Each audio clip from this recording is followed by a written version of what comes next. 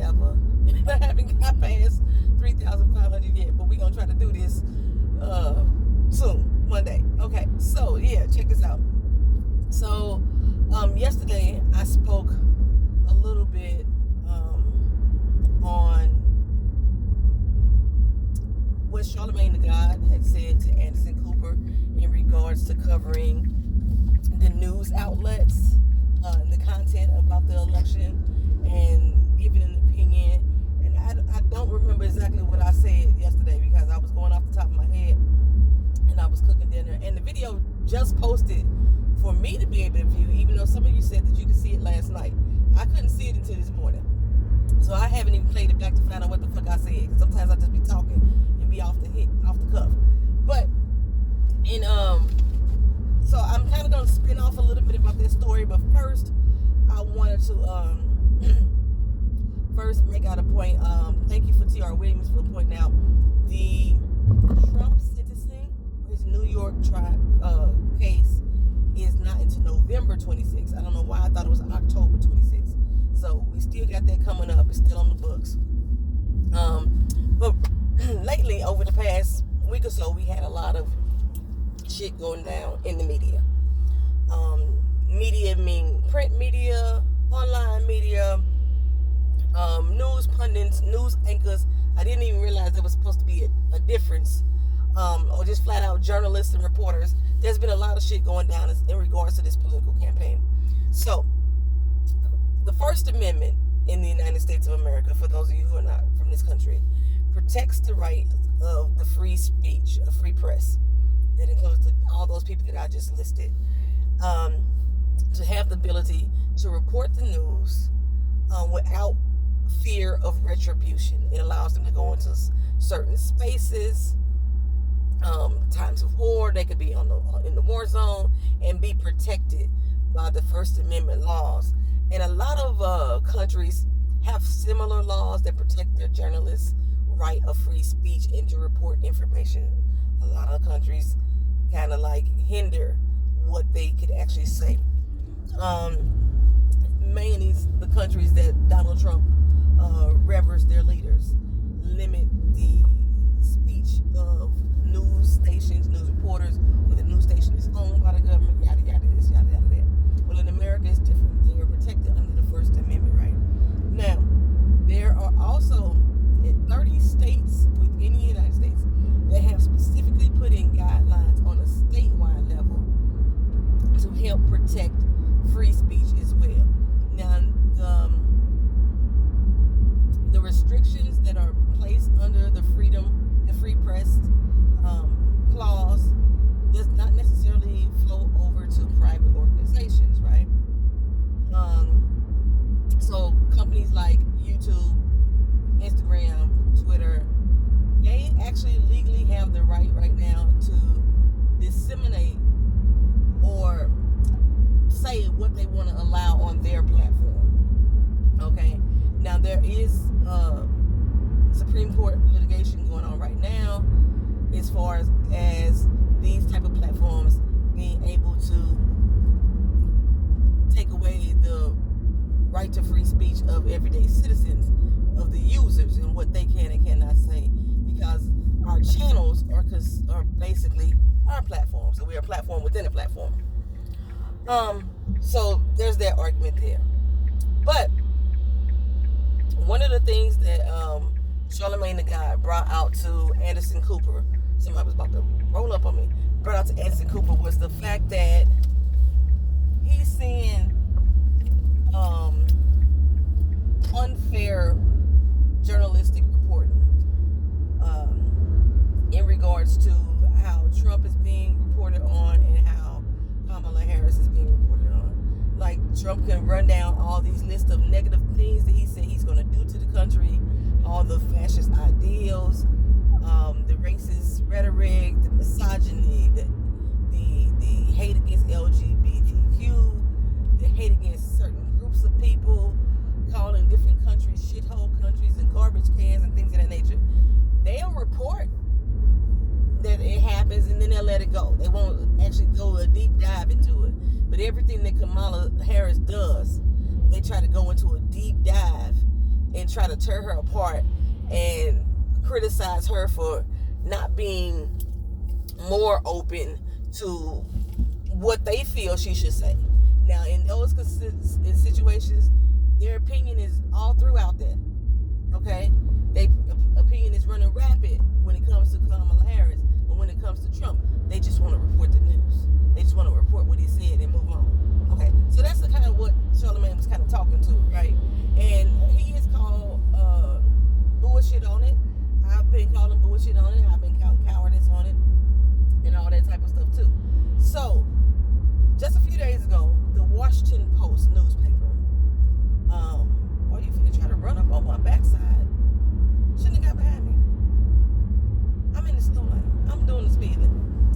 So the Washington Post has came under fire because Jeff Bezos, who is the owner of Amazon, is also the owner of Washington Post. He became the owner about 6 years ago. Jeff Bezos basically tanked the endorsement of Kamala Harris for the newspaper. And this is the first time in 36 political seasons, 36 years political voting, that the paper has not endorsed a candidate, with the exception, I think, of 1988. It might have been the one year they didn't endorse anybody either. Okay. And prior to 1976, when they wasn't endorsing anybody. Okay. I don't even think it became a thing for the papers to endorse people until that time. So basically, the paper had already pledged to endorse Kamala Harris, and it was going to go through a big editorial print thing to do their endorsement, this, that, right? And Jeff Bezos, as the owner of the paper, tanked that. Now, his editor-at-large, Robert Kagan, is the one who has been speaking out. He decided that it was in his best interest to resign from the Washington Post, along with Robert Kagan, another editor whose name I did not write down. 2 journalists have also resigned as well. There has been 8 other journalists or columnists with the paper that has put it on paper, their opposition to what Jeff Bezos has done. Robert Kagan was on the news talking about this situation, and it is his belief that Jeff Bezos did this to garner favor with Donald Trump.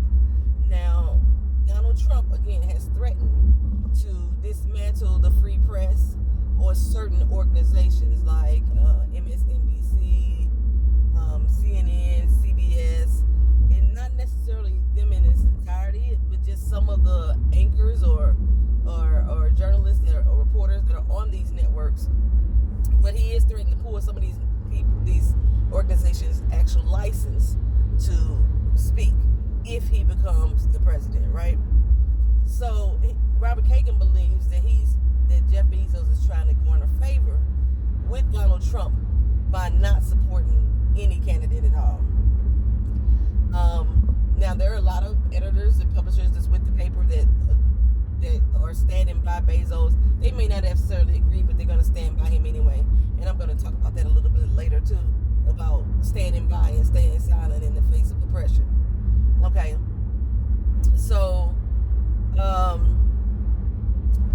we do know, or it has been proven and taken into fact or record, that Donald Trump has threatened Amazon as a company, which is who Jeff Bezos also owns, that he's going to specifically give them more tax. And I believe that it falls in line with this tariff situation, because a lot of Jeff Bezos' users are from international countries, and so a lot of the products that we purchase through this site are being imported here. So Jeff Bezos has been threatened to be taxed heavily, more so than other companies, because of his lack of support of Donald Trump. This has been the specific reason that Trump has given in his attacks on Amazon. I always thought Jeff Bezos was a supporter. I don't know why I didn't think that he was, but okay. But this again, he's afraid of being attacked by the president, and they're using the attack as the terminology because that's basically what he's doing. Okay, so since all of these people have gone on record to state their opposition to what Jeff Bezos did, we have 2 editors who have now quit the paper. We have 2 columnists who have now quit the paper in protest of it. A lot of subscribers are now dropping their subscriptions to the paper as well. If they have not done so already, they are threatening to, unless Bezos reverses his position, which I do not believe that he will do. This came in line with the LA Times also doing the same thing. The owner, Patrick Soon-Shiong, Shiong might be his last name, Shiong. Patrick Soon-Shiong is the owner of the LA Times. He also decided to can the endorsement of Kamala Harris. So let's make sure we get this clear. It's not that they're not endorsing the president at all. They actually tanked the endorsement of Kamala Harris. The paper was already set to endorse her, the same as with the Washington Post. Okay, so the LA Times, they had already had a board meeting about this. They were going to run several editorials in support of Kamala Harris and make the big announcement on Sunday. And the owner, Patrick Soon-Shiong, also tanked the endorsement of Kamala Harris. His reason, he's stating that he fears that by endorsing her, it will create more division among the country. Again, this is a paper who has always endorsed a presidential candidate, but for this particular cycle, he fears that there's going to be more backlash and more division if indeed he does support Kamala Harris, or he allows the paper to support Kamala Harris as they chose to do so. So because of his decision, he has also lost 2 Pulitzer Prize writing journalists from his papers. So we have lost Robert Greene, and he lost Karen Klein. They announced their resignations as well. This was happening at the same time the Washington Post resignations were happening as well. Robert Greene said that he finds it despicable that Patrick Soon-Shiong did this because of Trump's overt, or not overt, his blatant disrespect for the truth, his blatant disrespect for democracy, and his attacks on journalists. I believe in Project 2025 there is something in there as well that's supposed to be getting rid of certain journalists and making the broadcast be government controlled as well. Same as they do in a lot of fascist and communist countries. Okay, the editorial page, what is she called? The editorial page editor, Mario Garza, also resigned prior to Green and Klein resigning. Garza was quoted, and let me see if I can get this quote, saying, "I am resigning because I want to make it clear that I am not okay with us being silent in dangerous times. Honest people need to stand up. This is how I am standing up." Other editors who remain at the paper can vouch that the endorsement of Kamala Harris was happening. The editors are separate from the actual writers of the newsroom floor, and they said that the board, again, had a series of editorials due to hit in support of the Kamala Harris endorsement, right? The story sounds a little bit too coincidental or too familiar to me, right? A few months back, I reported about David Pecker. He testified in the Stormy Daniels hush money trial case. He was the publisher of the National Enquirer, a tabloid magazine, and he testified in court how him and Trump colluded to alter the reality of the press, right? He was paid off to pay off other women, or to keep other women quiet about the different sexual assaults that may have happened. I think there was supposed to be a secret baby out there. He was paid off to keep quiet about that situation. He was also told to negative press about Trump out of the paper altogether, and to fabricate stories about Hillary Clinton to help him win the 2016 election. It sounds like this is what's going on again, even though there has been no mention of money with Jeff Bezos and Patrick Soon-Shiong. There may be some money spreading around under the table. Follow the money, you can always find the truth, right? There may very well, because I can't believe that fear, y'all this fearful.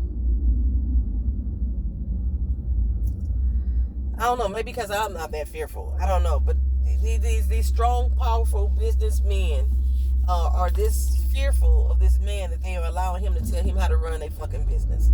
This man ain't even in office, which is the same thing I said about Congress when they tanked the damn border bill. The motherfucker wasn't even in office, and he allowed y'all to take a damn bill. Y'all take an order for somebody who ain't even in fucking office.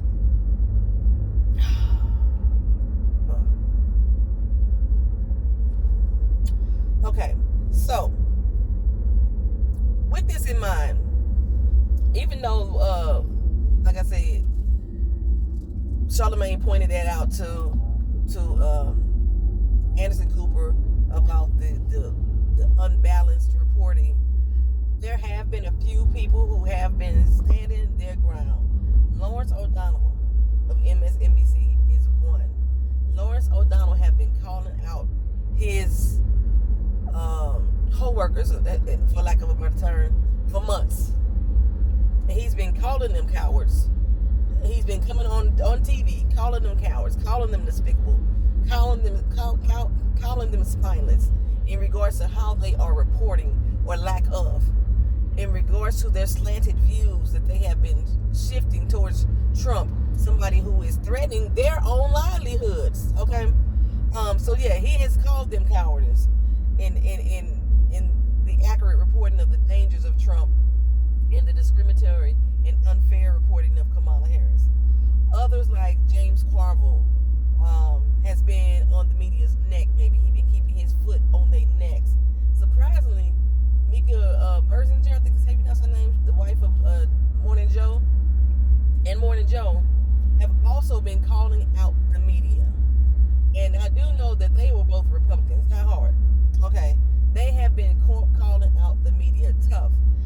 Even Morning Joe had a segment where he threatened to walk off from his job as well, because there was a time that they were silenced, so to speak.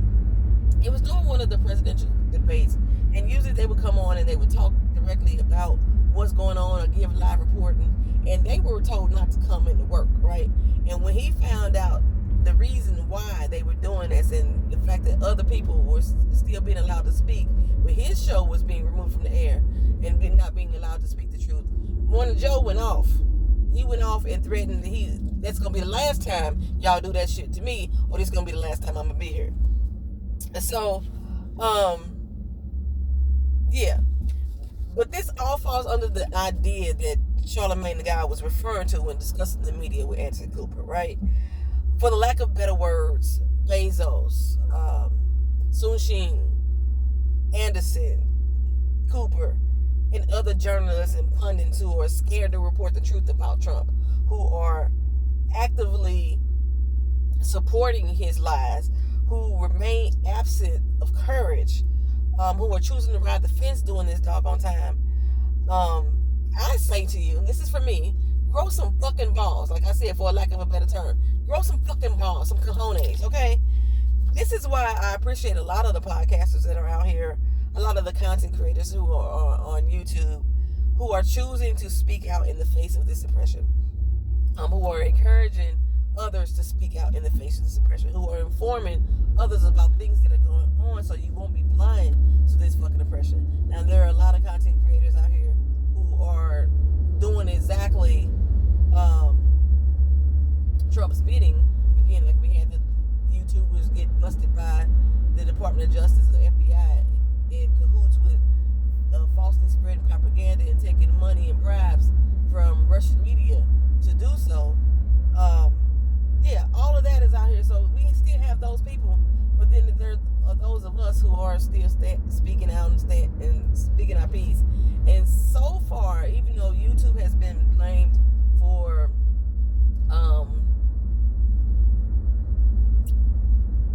what's this, shadow banning, I think that's the term, black content creators, a lot of us are still here, okay? A lot of us are still here. I remember I did have that one point in my channel was threatened to be removed over a comment that was made, and there was no comment that existed. And I went through the thing with YouTube, and we searched through my profile and searched through my comments and searched through my videos, and there was nothing that they in line with what was reported. So somebody falsely reported me. Unfortunately, they don't have anything in place to weed out false reports. But we're still here, and I appreciate each and every other YouTuber that's out here spreading the goodwill of the people. Okay.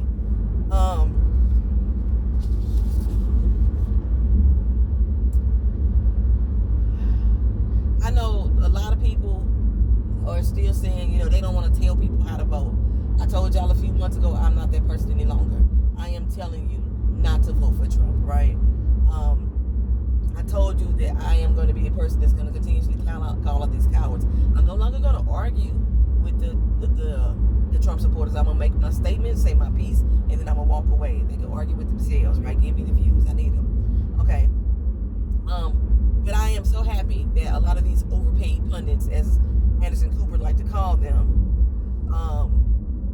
are doing the same thing. They are standing up and they are speaking out, and they're using their platforms to speak truth to the facts. They are reporting the facts about what is happening, and then they are speaking their truth to those facts as well. I am happy to see these editors of these papers take a stand.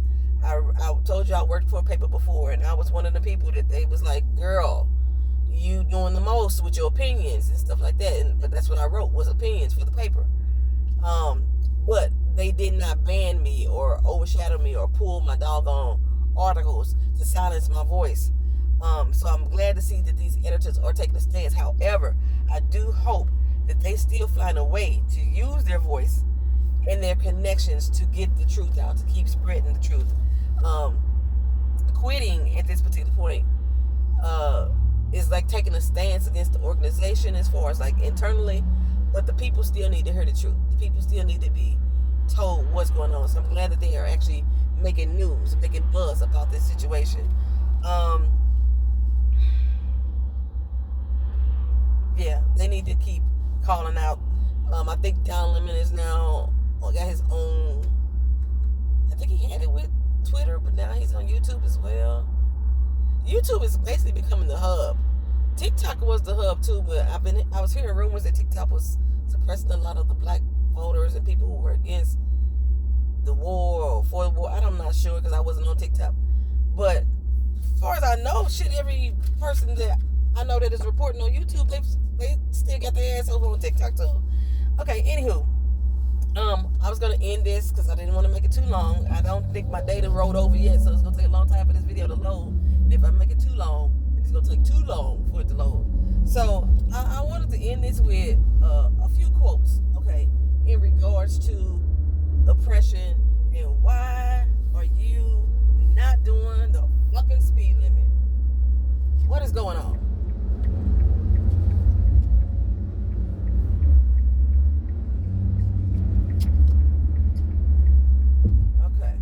Okay, so yeah, I wanted to end this with a few quotes.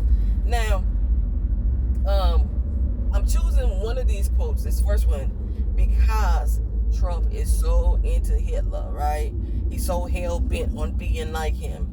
And this quote is similar to the popular quote by Dr. Martin Luther King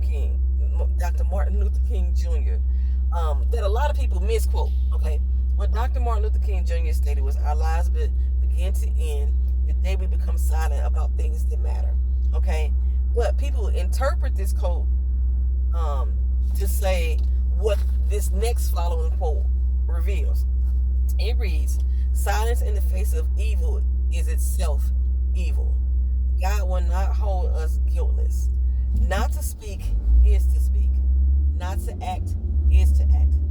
And this quote is attributed to Dietrich Bonhoeffer. He was a Lutheran priest who was killed by the Nazis for resisting the Nazi regime. So that was the quote. And a lot of people take that quote and they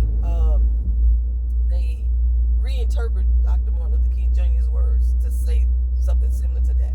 But that is the original quote. Also, we must take sides, Anderson Cooper. I'm speaking directly to you. Neutrality helps the oppressor, okay? Never the victim. Silence encourages the tormentor, never the tormented, okay? And this was said by Elie Wiesel, who is a Romanian-born Jewish writer and Holocaust survivor. Okay, also, we're going to go with Mahatma Gandhi next, right? Silence becomes cowardice when occasion demands speaking out the whole truth and acting accordingly. Again, I specifically want to single out Anderson Cooper because, one, he took it so personally that Charlemagne the God was attacking him. We're speaking towards the network as a whole, and the fact that you won't state an opinion when you can because you're being cowardice. You just want to I just want to report the news when it comes just to Trump.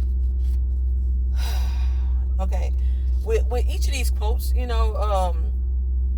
basically what that means is remaining neutral or remaining silent in the face of injustice, in the face of oppression, in the face of fascism. My tooth is getting in my way. Okay, that all of those things, by remaining silent or remaining neutral, they are giving power to those who are doing wrong, and it's going to allow them to continue with their harmful actions. That's what it's going to do. It is our responsibility as citizens of this country, and you are a citizen, being a news reporter or a news journalist or an anchor or an overpaid pundit, as you would like to say, does not alienate you from being a citizen of this country. But it's our responsibility as citizens to speak out against oppression, okay, and to support those who are being victimized. Staying silent will only make you complicit in the harm that's going to be inflicted. And we're speaking specifically towards the harm towards the United States of America if we allow Donald J. Trump to be in control again. Now people keep talking about, he was in the office 4 years and he didn't do none of this stuff. Okay, when people get in office, they do something that they fail the first time, they try again, and this time it's gonna be worse. Don't be stupid.